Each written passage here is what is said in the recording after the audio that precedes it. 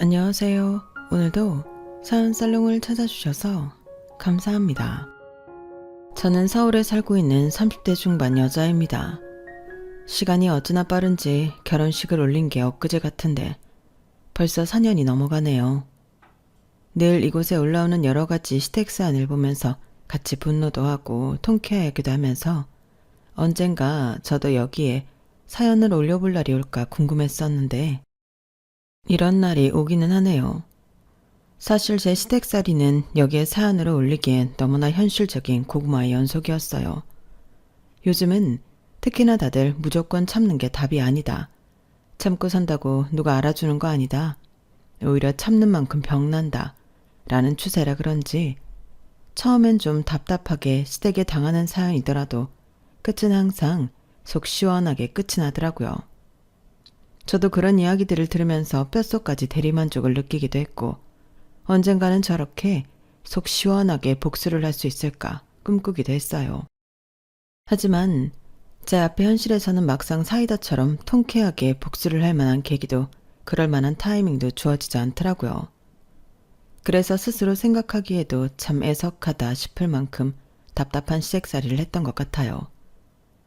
여기까지만 들으신다면 다들 왜 그렇게 참고 살았냐 제게 묻고 싶으시겠지만 제가 경우 없는 시부모님과 시누이를 참고 지금까지 살아온 이유는 딱 하나였어요. 바로 남편이었죠. 다른 사람은 몰라도 남편만큼은 제게 정말 잘했거든요. 요새는 시댁이 잘못하면 남편도 버리라고 하지만 저는 차마 그럴 수 없을 정도로 남편과는 아무런 문제가 없었어요. 아니, 아무런 문제가 없는 수준이 아니라 다시는 이런 사람을 만날 수 없을 거란 생각이 들 정도로 남편과 사이가 좋았거든요. 저와 남편은 회사 입사 동기였어요. 저희 회사가 업계 특성상 연령대가 조금 높고 신입을 잘 뽑지 않는 분위기였는데 간만에 신입을 뽑던 해에 남편과 제가 붙었던 거죠. 사내에서 손꼽힐 만큼 적은 20대의 입사 동기이니 낯선 회사 생활에 의지하고 재미를 붙일 곳은 서로밖에 없었죠. 처음에 사내 연애는 피곤해진다는 생각에 생각조차 않고 있었지만 회사 점심시간에 자연스럽게 이야기를 많이 나누다 보니 어느새 금방 친해져 있었어요. 그러다 보니 회사 밖에서도 퇴근하고 한두 번 저녁을 먹기도 하고 맥주도 한두 잔 하면서 개인적으로 보는 시간도 늘어났고 그렇게 자연스럽게 연애가 시작됐어요. 남편이랑은 이상하게도 처음 봤을 때부터 하나부터 열까지 잘 맞았던 것 같아요. 무엇보다 성격이 저랑 너무 신기할 정도로 비슷했고 좋아하는 취미도 비슷했어요. 그래서인지 많은 연인들이 연애 초에 서로 성격 차이를 맞춰나가는 과정에서 일어나는 자잘한 싸움들도 없었고 취미가 안 맞아서 만남이 재미가 없어지는 일도 없었어요. 그래서 제 또래 친구들의 연애와 비교했을 때 굉장히 순탄하고 평화로운 연애를 했던 것 같아요. 오죽하면 제 친구들도 다 제 남자친구를 좋게 보고 만난 지 3년쯤 넘어갔을 쯤엔 다들 남자친구 꽉 잡아서 결혼하라고 성화였어요. 야, 너는 다른 사람 더 만나볼 필요도 없고 지금 남자친구랑 잘 만나다가 그냥 결혼해. 직장도 같고 집안 형편도 비슷하고 무엇보다 내 주변에 너네처럼 잡음 없이 연애하는 커플도 없다. 다들 얼마나 혈기왕성한지 맨날 이래서 싸웠네 저래서 싸웠네 하는데 니네처럼 평화로운 커플 만나기도 쉽지 않아. 에이, 우리도 가끔가다 싸우긴 해. 자주가 아니라서 그렇지. 그러니까 그 가끔 싸우는 게 흔치 않은 거라니까? 너무 안 싸우는 커플도 문제 있는 거래. 가끔 싸우는 거면 건강한 커플이랑 소리지. 그게 그렇게 되나? 아무튼 나도 지금 남자친구 너무 좋아. 같이 있으면 편안하고 안정감이 드는 사람이야. 근데 좀 불안하긴 하다. 어떻게 니네처럼 모든 게 다 잘 맞을 수가 있지? 그런 연애는 드라마에나 있는 줄 알았는데. 아니지. 드라마에도 니네 같은 연애는 없다. 드라마에도 꼭 남녀 주인공한테 실현이 있잖아. 집안의 반대 같은. 그러게. 야, 그렇게 말하니까 괜히 무슨 실현이 닥쳐올 것 같잖아. 불안하게. 농담이지. 그냥 신기해서 그래. 신기해서. 하지만 왜 불길한 예감은 틀리지 않는지 제게는 그런 시련이 시댁살이었던 것 같아요. 뭐 친구 말대로 집안에 반대가 딱히 있었거나 하진 않았어요. 앞서 말한 대로 집안 형편도 그럭저럭 비슷했고 직장이야 같은 회사에 다니니 말할 것도 없었는데 딱히 서로의 집안에서 반대할 이유는 없었죠. 저도 결혼 전까진 그런 줄로만 알았어요. 그런데 결혼은 정말 해봐야 아는 거라더니 결혼 전 집에 인사를 드리고 상견례를 할 때까지만 해도 저를 남의 집 귀한 딸처럼 어색한 듯 그럭저럭 잘 대해주시던 시댁에서 태도를 싹 바꾸지 뭐예요. 아니, 정확히 말하면 처음부터 이랬던 건 아니었어요. 처음에는 그냥 예상 가능한 수준의 시집살이였거든요.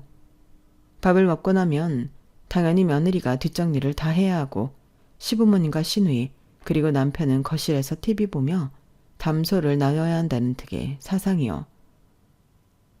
아우 귀한 아들 결혼시켰는데 당연히 며느리가 이 정도는 해줘야지. 안 그러나 며느라?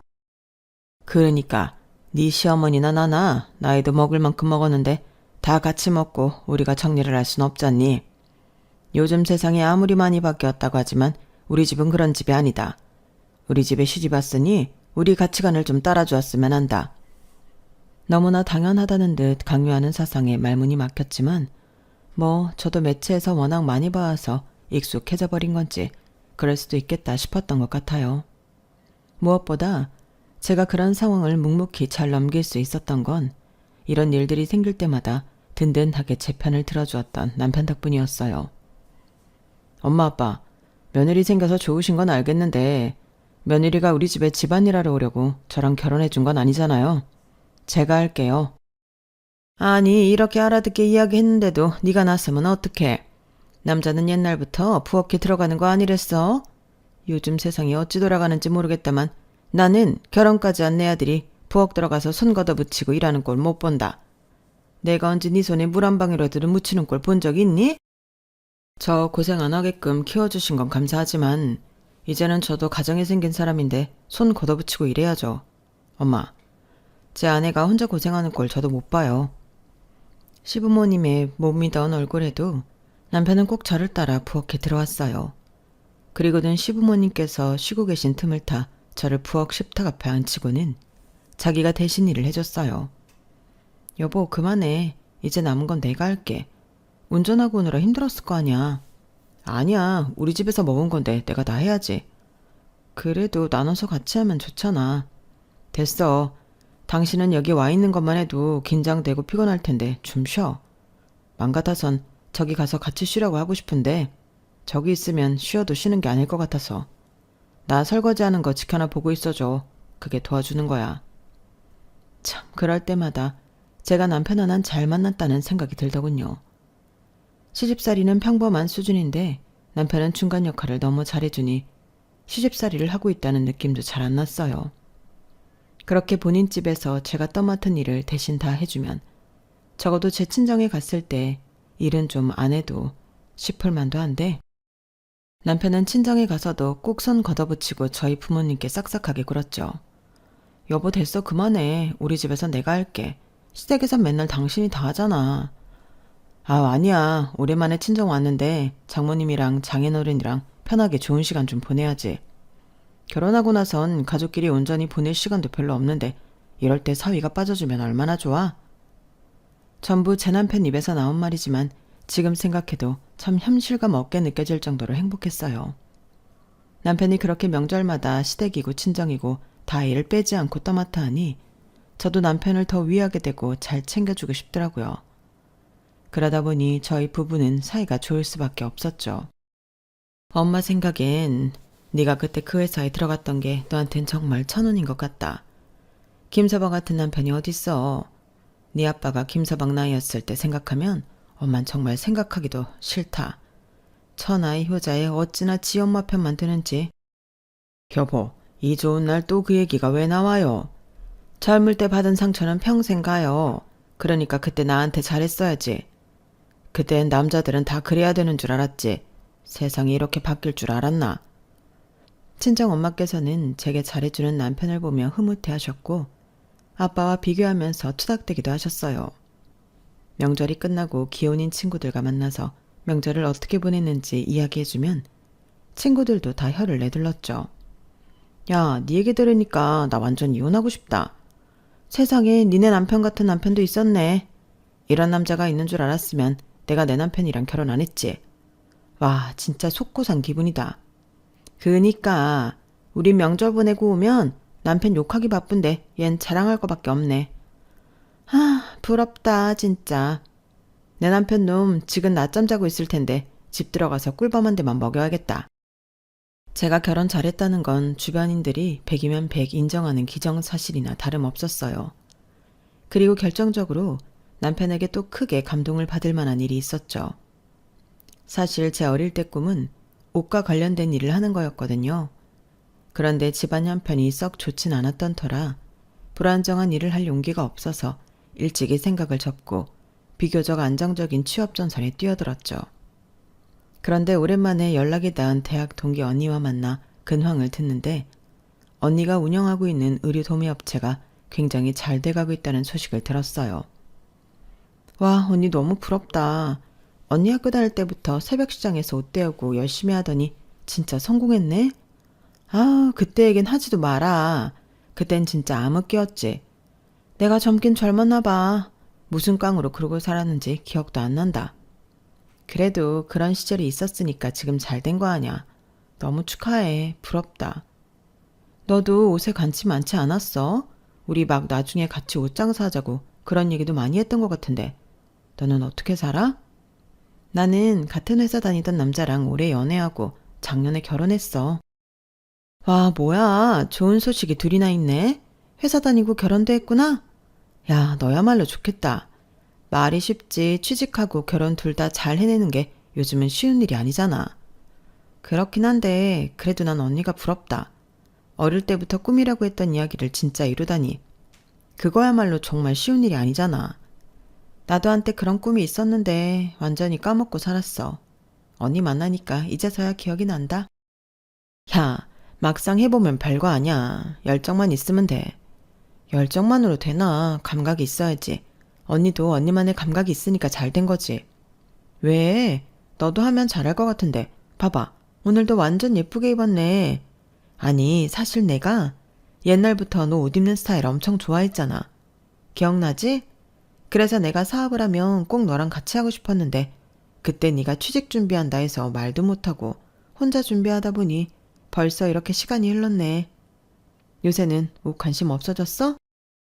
옷? 아니 관심 많지. 월급 받아서 옷 사는 재미로 산다 내가. 그래? 아직 너 감각 안 죽은 것 같은데 이제라도 해볼 생각은 없어? 뭐? 이제 와서 내가 어떻게 그쪽 일을 해. 에이, 그런 게 어딨어. 이쪽 일에 나이니 경력이니 다 필요 없어. 옷 입는 취향이랑 센스만 타고나면 된다니까. 사실 나 너한테 연락한 거 네 SNS 계정 보고 연락한 거거든. 아직도 내가 좋아했던 그때 느낌으로 입는 것 같아서. 내가 지금 운영하고 있는 브랜드가 잘 돼서 하나 더 늘리려고 하거든. 지금 하고 있는 거랑은 좀 다른 편안한 감성으로. 근데 그게 딱 네 감성이더라고. 뭐? 에이, 그래도 못해. 갑자기 내가 어떡해. 왜? 관심 있는 거면 하자. 어? 같이 동업자로 해서 그 브랜드만 좀 네가 잘 맡아줘. 나 진짜 돈 많이 벌어. 그래도 갑자기 회사 때려치고 옷 장사한다고 하면 남편이 뜯어 말릴 것 같은데. 야, 그래도 말이나 해봐. 너무 뜯어 말리면 내가 설득시켜 볼게. 남편도 내 통장에 찍힌 돈 보면 생각 달라질걸? 에이, 무슨 돈 때문에 그러나. 아무튼 알겠어. 얘기나 해볼게. 그래, 꼭 얘기는 해봐. 약속이다. 처음에는 언니 얘기를 한 귀로 듣고 한 귀로 흘리려고 했지만 막상 언니가 운영하는 브랜드 옷들을 보니 마음이 혹했어요. 언니랑은 어릴 때부터 취향이 너무 잘 맞았는데 정말 아직도 그렇더라고요. 사실 그때 제가 다니고 있던 회사는 직무 자체가 저에게 잘 맞는 직무는 아니어서 매일 가슴속에 사직서를 품고 살았거든요. 남편을 보러 나간다는 마음으로 어거지로 다니고 있던 차에 언니의 제안은 너무나 달콤하게 들렸어요. 하지만 동시에 회사에 비해 불안정하고 현실성 없게 느껴지기도 했죠. 그래서 남편에게 굳이 이야기하지 않고 있었는데 일주일이 지나자 언니에게서 연락이 빗발치더라고요. 몇 번 둘러대다가 더 이상 핑곗거리가 떨어졌을 때쯤 결국 그냥 질러나 보자 하는 마음으로 남편에게 이야기를 꺼냈어요. 여보, 있잖아. 나 회사 때려치고 다른 일 해도 돼? 뭐? 갑자기 왜? 사실은 내가 어릴 때부터 의리 쪽 일을 해보고 싶었거든? 근데 대학교 때 친했던 언니가 지금 그쪽 일을 하는데 사업이 되게 잘 되거든. 나한테 같이 일해보자고 제안이 들어왔는데 해? 어? 해보고 싶었던 일이라며? 좋은 기회인데 해봐야지 그럼. 다른 건 안 물어봐? 어떤 일인지 안정적이긴 한지 수입은 어떤지 그런 것도? 뭘 물어봐. 당신 어릴 때부터 꿈이었으면 무조건 기회가 왔을 때 잡아야지. 친한 언니가 제안한 거라며? 그럼 적응하기도 더 쉬울 거고 더 할 나위가 없어 보이는데? 그래도 새 브랜드 준비하는 동안은 당분간 당신 혼자 일해야 될 수도 있고 한데 괜찮겠어? 안 괜찮을 게 뭐야. 한 명만 꾸준히 일하면 되지. 이럴 때 남편 써먹어야지 뭘 걱정해. 생각보다 너무 별일 아니라는 듯 대해주는 남편의 태도에 제 남편이지만 너무 멋있게 느껴졌어요. 심지어 제가 해보고 싶었던 일이라고 하니 정말 순수하게 기뻐해주는 것 같아서 그 점이 너무 감동이더라고요. 솔직히 저 스스로조차도 언니의 제안을 덥석 받아들여도 될지 자신이 없었는데 저에 대한 어떤 의심도 없이 무한하게 신뢰해주는 남편을 보니 없던 자신감마저 생기더라고요. 그래서 그 길로 언니에게 연락을 해 일을 해보겠다고 했고 얼마 안 있어 퇴사를 했어요. 갑작스러운 퇴사에 주변에서는 다들 깜짝 놀라는 눈치였죠. 그때만 해도 저는 제 꿈을 이룬다는 생각과 남편이 믿어주고 있다는 행복에 빠져 제게 펼쳐질 앞날을 전혀 예상하지 못했어요. 예, 너는 무슨 멀쩡한 직장을 팽개치고 갑자기 몸바람이 불어서 옷장사를 한다고 난리니? 어머니, 실은 제가 어릴 때부터 옷을 좋아했거든요. 이게 제 꿈이었어요. 같이 일해보자는 좋은 제안이 와서 더 늦기 전에 도전해보고 싶었어요. 정말 볼 거라곤.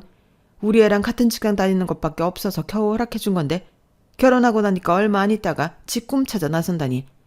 내 속이 말이 아니다. 이거 사기 결혼 아니니? 네? 사기 결혼이라뇨. 요즘 평생 직장이랄 게 있나요, 어머니? 이런 일도 하고 저런 일도 하고 사는 거죠. 어차피 제가 그 회사 계속 다녔어도 언젠가는 이직했겠죠. 직무도 저랑 안 맞아서 오래 다닐 회사는 아니었어요. 됐다. 내가 너 때문에 미치겠다 미치겠어. 어떻게든 내 집안 사람 됐으니 예쁘게 봐주려고 해도 말이지. 우리 집에 대대로 장사치는 없었는데 며느리가 갑자기 장사치를 하겠다니 내 피가 말린다.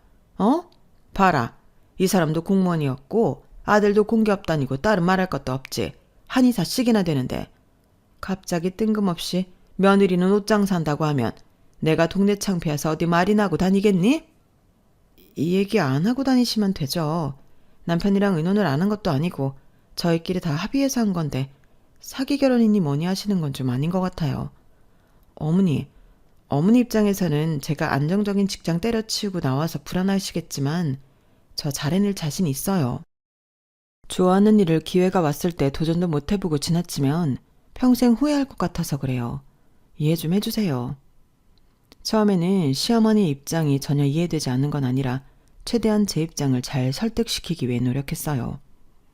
하지만 시어머니는 뭐가 그렇게까지 마음에 안 드셨는지 제가 회사를 그만둔 이후부터 본격적으로 시집살이를 시작하셨어요. 집안일을 더 시키거나 하시는 건 남편이 늘 그렇듯 중간에서 잘 막아줘서 크게 불편한 점은 없었어요. 다만 저를 대하는 태도가 좀 더 냉랭해진 거나 걸핏하면 저를 아가씨와 비교하기 시작했는데 그게 가끔 제 기분을 상하게 했어요. 아가씨는 한의사였는데 어릴 때부터 공부를 잘해서 이 집안의 자랑이었어요. 저나 남편이 다니던 공기업도 들어가기 힘든 곳이었지만 아무래도 딸이 의사라는 타이틀을 달고 있던 것에 시부모님은 더 자부심을 느끼고 계셨던 것 같아요. 그래서인지 제가 옷장사를 시작했다는 말을 듣고 나서는 같은 여자라는 이유로 그렇게 시누이를 끌고 와서 비교를 하더라고요. 우리 미정이 봐라. 여자도 전문적인 자기 일이 있어야 해. 옷장사야 그거 몸으로 떼면 되는 일인데 맘먹으면 아무나 하지. 장사도 다 한철이고 유행 타는데 지 말만 듣고 뛰어들어서 장사 안 되면 어쩌라고. 어머님, 그래도 저랑 같이 일하는 언니가 운영하는 곳은 장사 정말 잘 되는 곳이에요. 그렇게 아무것도 없이 시작하는 사업체는 아니니까 너무 걱정 마세요. 그렇다 한들 그 언니가 네 인생 책임져줘? 남 믿고 일하는 거 아니야. 자기 능력을 믿고 할 수 있는 일을 해야지. 너는 다 처음 해보는 일인데 남 말만 듣고 하나부터 열까지 일을 시작하면 어떡해? 몰라. 난 너 일하는 거 마음에 안 드니까 그딴 일 할 거면 얼른 애나 낳아서 손주라도 안겨줘라. 그 말을 듣는데 순간 말문이 막히더라고요.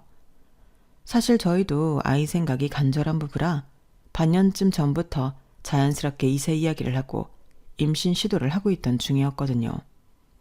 최근 들어 제가 새로운 일을 시작한지라 바쁘고 피곤해서 시도하는 횟수가 전보다 줄기는 했지만 두 사람 다 건강하고 젊은 데에 비해 빨리 아이가 생기지 않는 것 같아 조급한 느낌을 갖고 있긴 했어요.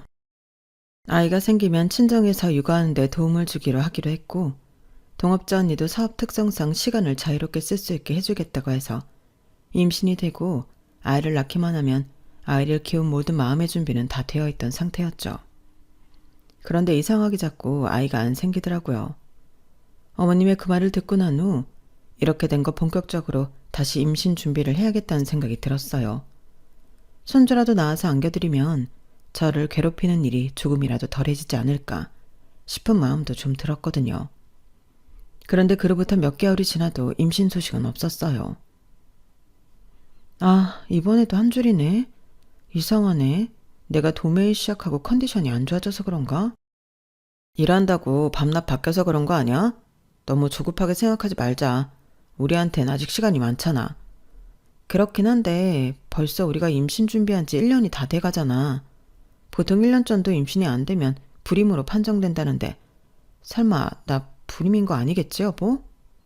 불임이면 어때? 괜찮아 여보. 아이 못 갖는다고 세상 무너지는 거 아니니까 진정해. 그래도 당신 아이 갖고 싶어 하지 않았어? 물론 아이 생겼으면 싶은 건 나도 마찬가지긴 하지만 만약 나 때문이면 어떡하지? 너무 걱정돼. 일어나지도 않은 일 미리 걱정하지 마. 그리고 그렇다고 한들 뭐 어때? 우리 둘이서도 충분히 재미있게 살 수 있어. 이때까지 그렇게 살아왔잖아. 조금 아쉽긴 해도 우리가 뭐 애 낳으려고 결혼했나? 우리 둘이 같이 평생 잘 살아보자고 결혼한 거지. 난 당신만 있으면 돼. 당신이 너무 아쉬우면 입양 알아봐도 좋고. 새로운 일을 하겠다고 했을 때도 느꼈지만 남편은 정말 한결같이 어려운 결정을 내릴 때마다 온전한 제 편이 되어주었어요. 그래서 불안했던 마음도 한결 가라앉았죠. 하지만 저희 둘 사이에선 이렇게나 평화롭게 해결되는 일도 시댁에 가면 심각하고 복잡한 일이 됐죠. 남편이 이해해주고 저희 부부간에 이야기가 된 문제라도 시부모님이 이해하지 못하면 그건 큰일로 번져버렸어요. 니네는 애 낳겠다고 한 지가 언젠데 아직도 소식이 없니? 이 정도면 불임검사라도 해봐야 하는 거 아냐? 심기가 불편하긴 했지만 한 번은 짚고 넘어가야 하는 문제라고 느꼈어요. 어디서부터 설명해야 할지 망설이고 있는데 주제가 주제인 만큼 제가 예민하게 받아들일 수 있는 문제라 그런지 남편이 그날따라 바로 끼어들어서 방어를 해주더라고요. 그냥 자연스럽게 생기면 낳고 안 생기면 굳이 억지로 의학 도움 받아서까진 안 낳으려고 해요, 엄마. 아기가 갖고 싶은 건 맞지만 그러다 보면 서로 스트레스 받고 무리하게 되니까 그러긴 싫어요. 얘가 지금 무슨 소리 하니? 그렇게라도 낳아야지. 세상에 아기 낳겠다고 별의 별짓을 다 하는 간절한 부부가 얼마나 많은데. 그 의학적 도움도 젊을 때나 가능한 거지. 나이 덜 들면 체력적으로 힘들고 돈도 더 들어. 허튼 소리 말고 애 생각 있으면 얼른 불임센터 가. 애 없으면 노후에 힘들어. 나랑 네 아빠를 봐라. 다 늙고 이제 써주는 데도 없는데 너랑 네 동생 아니었음 지금 어찌 살겠니? 철없는 소리 말고 얼른 정신 차려. 자식 문제는 저희끼리 잘 이야기했어요. 그냥 지켜봐 주세요, 엄마. 남편의 부드러운 듯 단호한 말투에 설득당한 듯 그대로 주제를 넘기셨던 시어머니셨지만 알고 보니 속내는 따로 있었어요. 아들이 말을 들어줄 것 같지 않았는지 저에게 따로 연락을 하기 시작하시더라고요. 예, 너도 설마 같은 생각인 건 아니지? 나중에 나이 들어서 여자가 남편한테 대접받으려면 애라도 낳아서 잘 길러야 한다. 네가 지금 그 좋은 직장도 때려친 마당에 옷장사, 그것도 몇 년 하지도 못할 거 한다고 우겨봐야 얼마나 할 수 있겠니?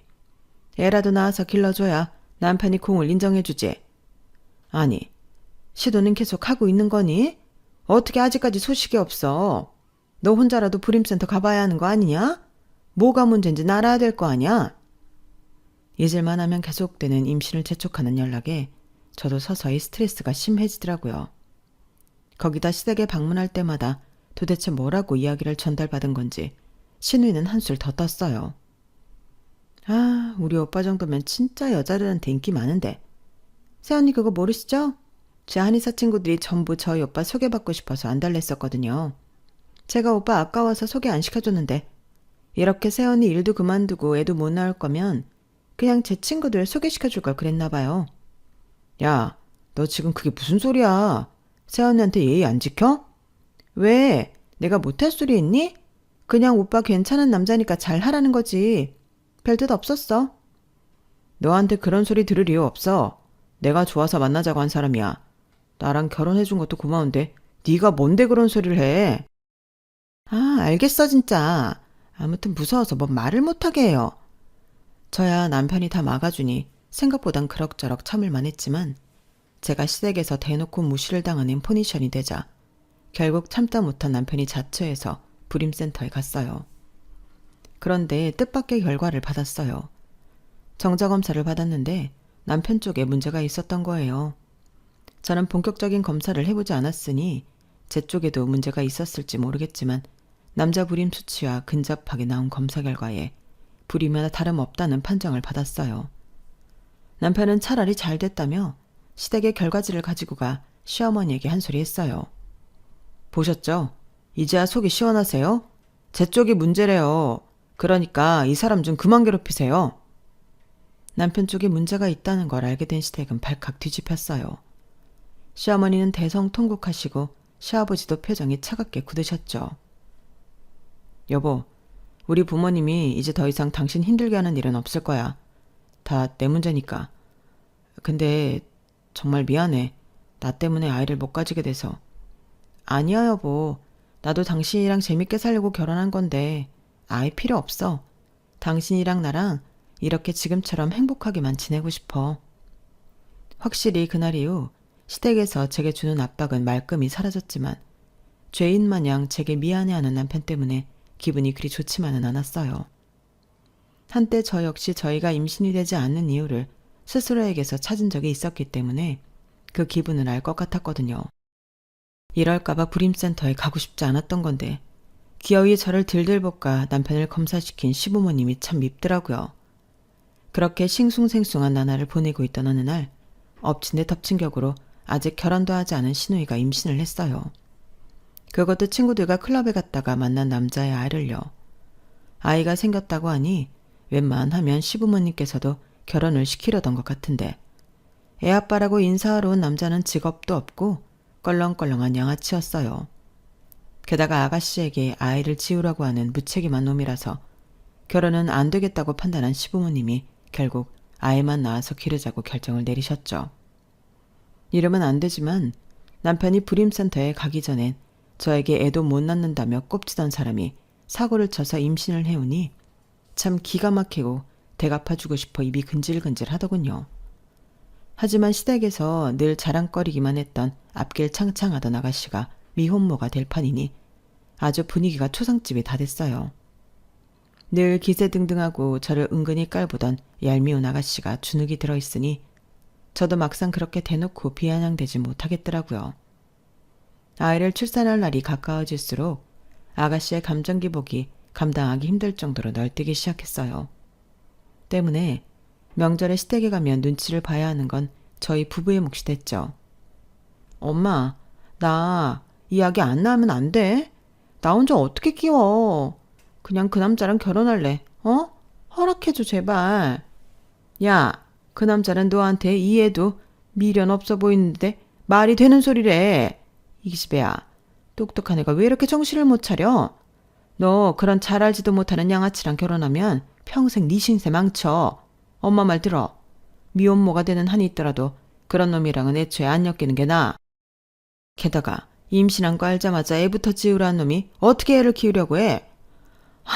그래도 미혼모가 쉬운 일도 아니고 이미 애 아빠 없이 임신기간 거친 것만 해도 너무 힘들었는데 앞으로 애를 혼자 키울 생각하니까 진짜 너무 우울하고 막막해. 네가 왜 혼자야? 우리 다 있는데. 너희 오빠도 있고 새언니도 있고. 아가씨 아이를 낳는데 갑자기 왜 저희 부부 얘기를 하나 의아하게 생각하고 있는데 갑자기 아가씨가 손뼉을 치며 좋아했어요. 아, 그러네. 새언니가 키워주시면 되겠다. 언니는 남편도 있고 일도 시간 조정해서 할 수 있잖아요. 새언니랑 오빠는 낳고 싶어도 못 낳고 있으니까 대리만족하시면 되겠네요. 네? 아가씨, 그게 무슨 말씀이세요? 설마 아이를 아예 저희한테 맡길 생각은 아니시죠? 저희도 저희 아니면 봐드릴 생각 없어요. 아가씨가 친 사고를 왜 저희 보고 수습하래요? 아가씨 아기는 스스로 키우세요. 어머어머, 매정하게 굴지 마세요. 새언니는 아기 엄청 원하셨으면서 왜 이제 와서 쿨한 척 하세요? 겸사겸사 육아하는 느낌도 내면 좋은 거지. 말도 안 되는 소리 하지 마세요. 키우려면 어머님 도움 받아서 키우세요. 저희는 못 도와드려요. 나름 단호하게 말했는데 아가씨와 시부모님은 들은 채도 안 하는 것 같더라고요. 너무 기분이 상해서 남편에게 하소연을 했는데 남편은 신경 쓰지 말라고 저를 다독여주더군요. 엄마가 걔 달래려고 한 소리겠지. 설마 우리한테 맡긴다고 한들 우리가 거절하면 그만이잖아. 너무 걱정하지 마 여보. 하긴 아가씨가 하도 불안해하니까 시어머니가 위기 모면으로 한 말씀일 수도 있겠다는 생각이 들었어요. 하지만 왜 불길한 예감은 틀리지 않는 건지 아가씨가 산후조리원에서 나오자마자 어머님은 제게 아기를 부탁하셨어요. 내가 허리가 진짜 안 좋아서 그래. 그리고 얘는 바로 병원 일 복귀해야 하는데 어떡하니? 진짜 더도 말고 딱 3달만 부탁할게. 어? 어머님, 신생아 3달이면 진짜 가장 힘들 때 저희한테 부탁하시는 거예요. 저희도 저희 생활이 있는데 어떻게 그래요? 죄송하지만 저희는 아기 못 받으려요. 제가 거절하자 이번에는 작전을 바꿨는지 남편에게 아가씨 전화가 빗발치더라고요. 남편은 그래도 하나뿐인 철없는 동생의 부탁이라 조금은 난감한지 아기를 봐주지는 못하는 대신 아기를 봐주는 시댁에 육아도우미를 붙여주기로 했어요. 저희 쪽에서 그 비용이 나간다는 게 못마땅하긴 했지만 그렇다고 아이의 도움을 외면하기 뭐하다는 남편의 입장도 이해돼서 그것까지 막진 않았어요. 그렇게 아가씨가 낳은 아기는 시댁에서 곱게 키우는 줄로만 알았어요. 그런데 한 5개월쯤 지났을까요? 어머님께서 갑자기 아무 일정도 없는 날 중요하게 할 이야기가 있다며 저와 아가씨를 한자리에 불러 모으셨어요. 어머니, 무슨 일이세요? 갑자기 중요하게 할 말씀이 있다고 하셔서 걱정했어요. 너희 정말 이대로 아예 안 낳을 생각이냐? 네? 네, 안 낳는다기보단 상황이 이렇다 보니 그렇게 된 거죠. 남편이 불임인 걸 다 알면서 굳이 한 번 더 묻는 시어머니가 참 너무하다 싶더라고요. 남편이 이 자리에 없어서 망정이지 있었다면 표정이 어두워졌을 걸 생각하니 제 기분도 급격히 가라앉았어요. 니네가 못 낳을 것 같으면 어디 입양이라도 해서 아이를 키워야지. 자식이라는 연결고리 없는 부부는 쉽게 끊어지기 마련이야. 책임감도 유대감도 없이 어떻게 평생을 함께 하겠어? 입양도 생각을 안 해본 건 아닌데요. 입양은 급한 건 아니니까 저희 둘 다 마음의 준비가 될 때 천천히 생각해 보기로 했어요. 근데 이 이야기 하시려고 부르신 거예요? 설마 싶긴 했지만 다짜고짜 저희를 불러 모아 뜬금없는 입양 의사를 묻는 어머님을 보니 불길한 생각이 들었어요. 어머님은 잠시 뜸을 들이더니 큰 결심을 한 듯 입을 여셨어요. 그럼 우리 선화아이 너희 부부 호적에 올리고 키워라. 네? 어머님, 그게 대체 무슨 말씀이세요? 어차피 입양할 거라면 부모 얼굴도 모르는 생판 남의 아이를 데려다 키우는 것보다야 반쪽이라도 피가 섞인 아이를 키우는 게 낫지 않니? 게다가 얘네가 좀 닮았어? 손주도 선아랑 많이 닮은 것 같은데 적어도 남편 닮은 아이를 키워야 너도 애정이 붙지. 아니 어머님, 아무리 그래도 그렇지 갑자기 이렇게 떠맡기듯이 저희 호적에 올리라뇨. 아가씨 멀쩡하게 계신데 애엄마한테 키우라 않고 갑자기 저희한테 이러시는 이유가 뭐예요? 말 같지도 않은 제안에 머리 끝까지 화가 났어요. 듣자 하니 아이가 태어난 지 벌써 반년이 다 돼가는데 아직 출생신고도 안 한 모양이었어요. 처음부터 이럴 생각으로 아기도 봐달라고 했던 건가 싶어 기분이 정말 불쾌하더라고요. 표정 관리가 안 되는 제 얼굴을 유심히 보던 아가씨가 뻔뻔하게도 제게 불쌍한 척하며 매달리더군요. 새언니, 저 좀 제발 살려주세요. 네? 저 정말 이대로 미혼모로 살아갈 자신 없어요. 저도 결혼하고 싶고 언니처럼 좋은 남편 만나 의지하고 살고 싶은데 혼전 임신해서 낳은 아기가 있다고 하면 누가 저랑 결혼해 주겠어요. 그러게 처신을 똑바로 하시지 그랬어요, 아가씨. 언제는 저한테 아기도 못 낳아서 오빠 불쌍하다고 하지 않으셨나요? 그렇게 아가씨가 불쌍히 여기던 저희 부부도 행복하게 잘 살고 있으니까 아가씨도 아가씨가 저지른 일에 책임지면서 행복을 찾아보세요. 꼭 저희처럼 결혼해서 사는 것만이 답은 아니에요. 열받아서 일부러 아가씨가 예전에 했던 말을 돌려주니 수치심이 들긴 했는지 아가씨 얼굴이 벌개지더라고요. 언니, 제가 잘못했어요. 근데 저 진짜 괜찮은 사람 만났거든요. 왜 이제 만난 건가 싶을 정도로 괜찮은 사람요. 그 사람 진짜 너무 잡고 싶어요. 다행히 그 사람도 결혼 생각이 있어서 얘기가 나왔을 때 빨리 하고 싶은데 호적에 아기가 올라가 있으면 곤란해져서요. 제발 사람 하나 살리는 셈 치고 도와주세요. 네?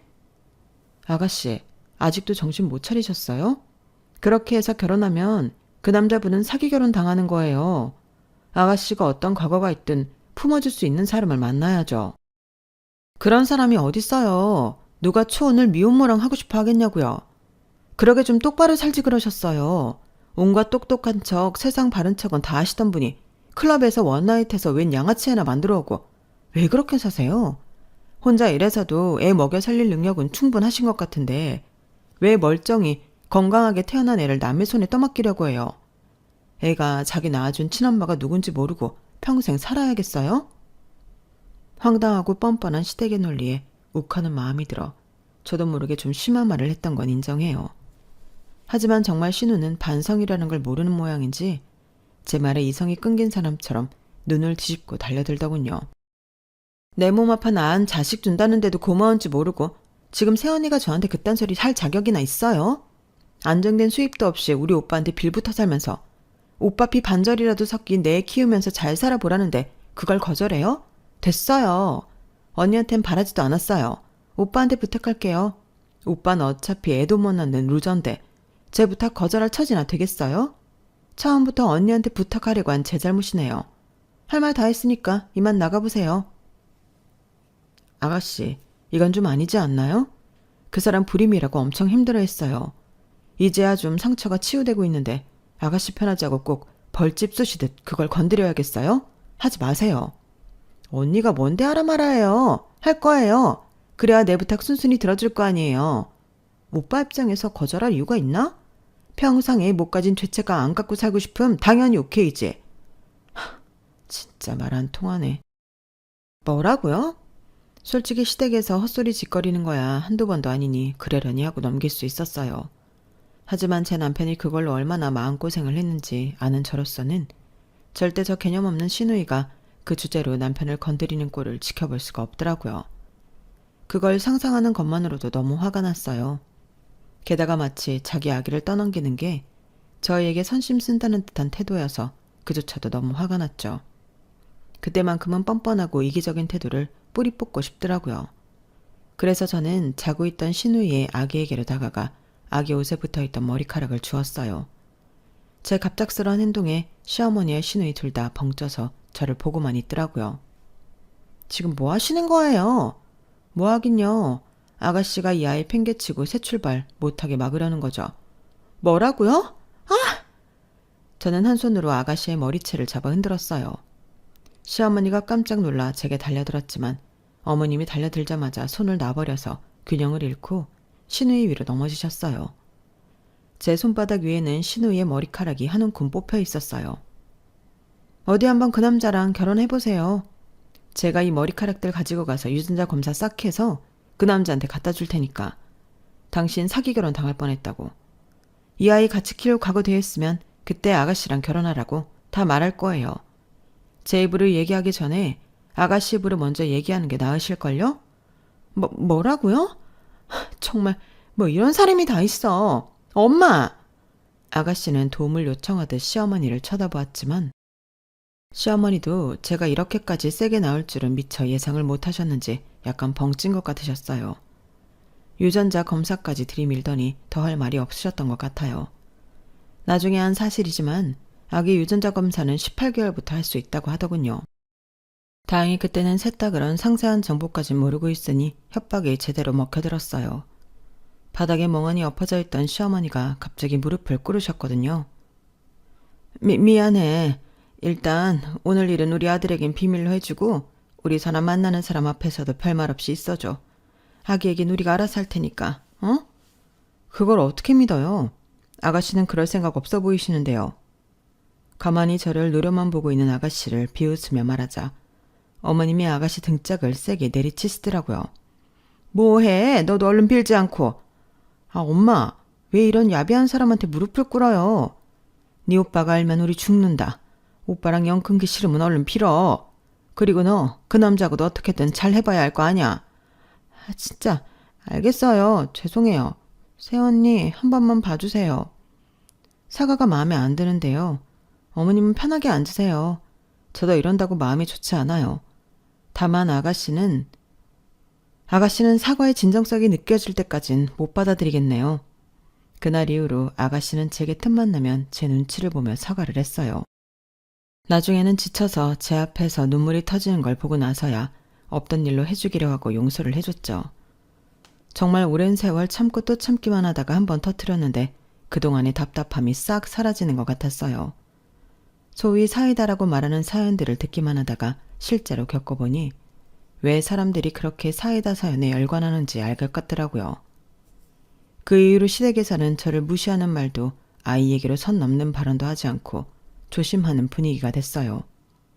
한번 그렇게 겪고 나니 더 이상 참고 사는 것이 답이 아니라는 걸 깨달았어요. 물론 이 사연을 보고 계신 분들 중 시댁에 선 넘는 요구나 무례한 태도에도 묵묵히 참고 계시는 분들도 계시겠죠. 남편의 입장을 고려했거나 본인이 처한 여러 가지 상황들을 생각해서 참는 게 가장 나은 선택지라 생각되어 참고 계신 경우가 대부분일 거예요. 하지만 여러분, 무조건 참는 게 능사는 아니더라고요. 지렁이도 밟으면 꿈틀거린단 말이 있듯이 여러분도 시댁에서 너무 선을 넘었다 싶을 땐 보란듯이 꿈틀거려 주세요. 너무 참는 건 때론 독이 되니까요. 제 사연은 여기까지예요. 들어주셔서 고맙습니다. 여러분들의 오늘도 행복으로 가득 차 있길 바라겠습니다. 안녕히 계세요. 여러분, 사연 댓글에 응원과 현명한 조언 부탁드려요. 좋아요와 구독은 저에게 큰 힘이 됩니다. 오늘도 좋은 일 가득하세요.